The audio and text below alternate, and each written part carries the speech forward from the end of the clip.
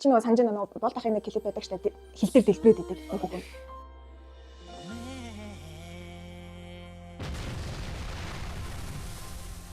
Олон тэр нь биш шүү дээ. Тэгээд дэлбэрсэн юм. За би өнөөдөр биеийн хэлбэр засах мэдсэлд орохоор шийдсэн байгаа.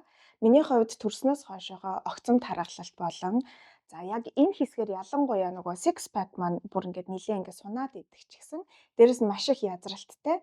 За арьс маань нилээн доошоо унжсан учраас тэгээд эдгээрийгээ засахаар мэдсэлд орохоор шийдчихэд байгаа юм. Магадгүй яг адилхан зовлонтой хэцүү проблемтай хүмүүс байх юм бол миний бичлэг бас хэрэг болох болов гэж бодоод контент бэлтгэхээр шийдсэн.